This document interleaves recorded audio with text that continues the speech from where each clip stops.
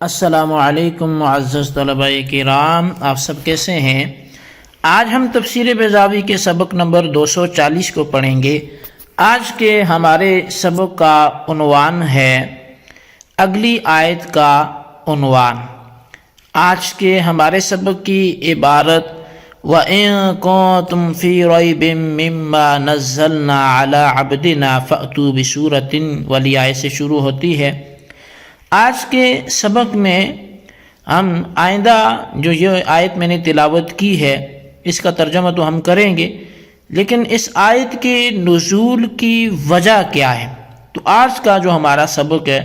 وہ تقریباً اسی پر مشتمل ہے۔ اور اس آیت کی سمجھنے میں جو تمہیدی بات ہے سمجھیں کہ وہ یہی ہے کہ یہ آیت کیوں نازل کی گئی، وجہ کیا ہے، سبب کیا ہے، تو اسی حوالے سے ہمارا کلام ہوگا۔ آئیے سب سے پہلے ہم آج کے سبق کی عبارت پڑھ کے اس کا ترجمہ کرتے ہیں، اس کے بعد اس کی وضاحت کی طرف بڑھتے ہیں۔ مصنف علیہ رحمہ لکھتے ہیں وَإِن كُنتُمْ فِي رَيْبٍ مِّمَّا نَزَّلْنَا عَلَىٰ عَبْدِنَا فَأْتُوا بِسُورَةٍ، اور اگر تمہیں شک ہو اس میں جو ہم نے اپنے خاص بندے پر اتارا تو تم کوئی ایک صورت لے آؤ۔ اس کی مثل لما قرر وحدانیتہ تعالی وبین الطریق الموصل الى العلم بها ذکر عقیبہ ما هو الحجۃ علی نبوۃ محمد صلی اللہ علیہ وسلم۔ جب اللہ تبارک و تعالی نے اپنی وحدانیت کا اقرار کر لیا اور وہ راہ بھی بیان فرما دی جو اس وحدانیت کے علم تک پہنچانے والی ہے، تو اللہ تبارک و تعالی نے اس وحدانیت کے اقرار اور اس کی طرف پہنچانے والی راہ کے بیان کرنے کے بعد اس چیز کا ذکر فرمایا جو رسول اکرم نبی محتشم حضرت محمد صلی اللہ علیہ وسلم کی نبوت پر حجت اور دلیل بن سکے، وهو القرآن المعجز بفصاحة التي بزت فصاحة كل منطق، اور وہ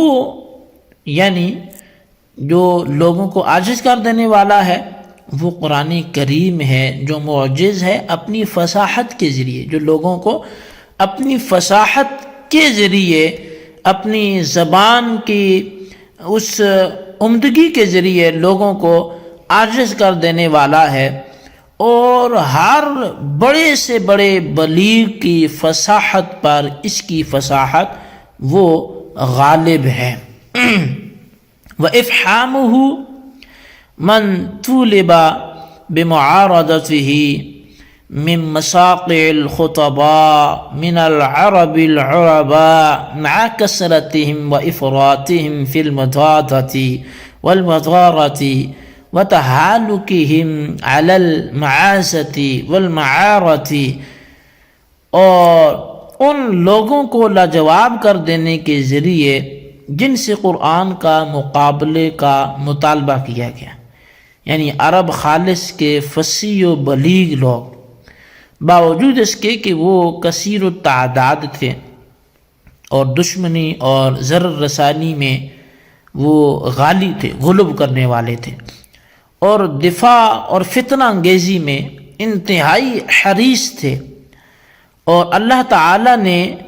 ان کو وعرفا ان کو پہچانوا دیا ما یتعرف به اعجازہ، جن سے قرآن کا اعجاز پہچانا جا سکتے ہیں، معجز ہونا، ویتیقن انہ من عند اللہ کما یدعیہ،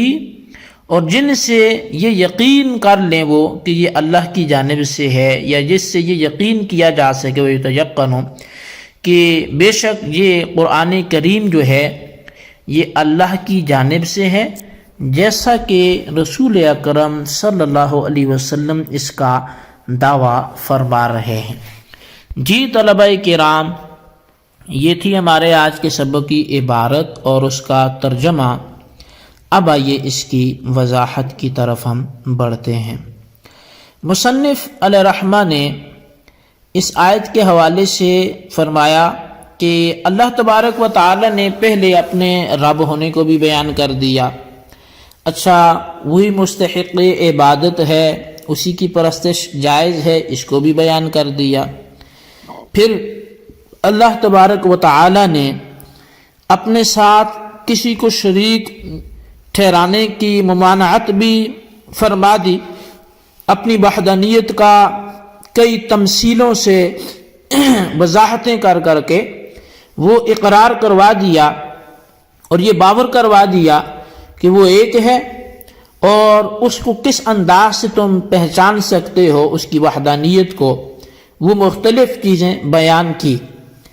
اب ان چیزوں کے بیان کرنے کے بعد، یعنی یہاں تک ذکر تھا صرف توحید کا، جب توحید کا ذکر بیان ہوا تو اب اللہ تبارک و تعالی نے اس کے بعد نبوت کے ذکر پر اپنے کلام کا آغاز فرمایا۔ اب نبی علیہ السلام کا ذکر، ان کی قرآن کریم کا تلاوت کرنا، لوگوں کو اللہ کی طرف بلانا، یہ تب لوگ قبول کریں گے جب ان کو نبی مانیں گے۔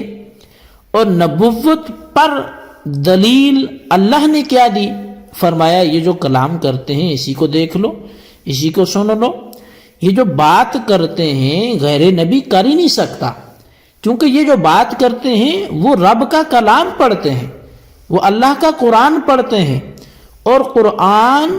یہ غیر نبی پہ تو نازل نہیں ہوا، یہ اللہ کا کلام ہے، اور اللہ کا کلام چونکہ فصاحت اور بلاغت میں بے مثل ہے، یعنی بندہ ہو بڑا فصیح ہو، بڑا بلیغ ہو تو بڑے بڑے نکات اپنے کلام میں رکھتا ہے، اور جو خالق عباد ہیں تو ان بندوں کو بھی پیدا اسی نے کیا، ان کی یہ سوچیں بھی اسی نے بنائی، ان کو یہ فکر و دانش، یہ عقل مندی، یہ سرخروئی، عربی کی مہارت، بلاغت و فصاحت کے وہ بڑے بڑے ان کے تمغے وہ رب نے ہی تو ان کو دیے۔ تو اس رب کا کلام بھلا ہے کسی میں جرت کہ اس کی کاٹ کر سکے، کہ اس جیسا کلام کر سکے؟ اور جب اس جیسا کلام نہیں کر سکتا کوئی بندہ، پھر جب میرا نبی محمد صلی اللہ علیہ وسلم تمہارے سامنے ایسا کلام کرتے ہیں اور یہ کہتے بھی ہیں کہ یہ میرا نہیں یہ رب کا ہے، تو پھر کیوں نہیں مانتے ان کو نبی؟ اس لیے کہ غیر نبی رب کا کلام کبھی لوگوں کے سامنے وہ ایسے نہیں بیان کر سکتا کہ مجھ پہ یہ آیت اتری ہے، غیر نبی پر وحی خدا نہیں اترتی۔ لہٰذا اب اللہ تبارک و تعالی نے ان سے چیلنج کیا، مطالبہ کیا کہ اگر تمہیں شک ہو کہ ہمارا نبی جھوٹا ہے، یہ غلط بیانی کرتے ہیں، یہ اللہ کے نبی نہیں ہیں، یہ ویسے دعوی نبوت کر بیٹھے ہیں، جو تم سمجھتے ہو، کہا پھر جو یہ کلام کرتے ہیں وہ لے آؤ، اچھا سارا نہیں لاؤ، کوئی صورت لے آؤ۔ اور پھر مطالبہ بھی ان لوگوں سے نہیں کیا جو سوئے ہوئے تھے، بلکہ وہ جو دن رات بڑی بڑی باتیں کرتے تھے، وہ جو اپنے کلام پر، فصاحت پر، بلاغت پر بڑے بڑے ناز کرتے تھے، بڑے بڑے تمغے وصول کرتے تھے، بڑے بڑے مقامات میں حصے لیتے تھے، بڑے بڑے شعر لکھ کے کعبے کی دیواروں پہ لٹکاتے تھے، اور وہ جو نبی علیہ السلام کے شدید مخالف تھے اور وہ کثیر تھے، اور ان میں غلوب تھا اس معاملے میں کہ ہمیں کوئی موقع ملے اور ہم کسی طرح ان کو کمزور کرنے کی کوشش کریں۔ اب کہا کہ جب ایسے لوگوں سے مطالبہ کیا جائے تو وہ تو پھر کیا کرتے ہیں؟ وہ تو کہتے شکر ہے کوئی موقع ملا، چلو آگے بڑھو اور ان کا جھوٹا ہونا ثابت کرو، کیونکہ وہ تو تھے ہی مخالف۔ لیکن اب یہ مطالبہ ان سے ہوا کہ جن کی حالت بڑی افراط والی تھی، جو بڑے غلوب کر رہے تھے، جو نبی علیہ السلام پر ہر طرح سے ہرجہ سرائی کرنے میں، ہر طرح کی تکلیف دینے سے وہ پیچھے ہٹنے والے نہیں تھے۔ لیکن اس کے باوجود جب ان سے مطالبہ کیا گیا تو پھر کیسے دانتوں میں انگلیاں دے کے بیٹھے، یہ آئندہ آیتوں میں آپ سماعت فرمائیں گے۔ ابھی تک کے لیے اتنا ہی کہ یہ آیت جو ہے وہ نبی علیہ السلام کی نبوت پر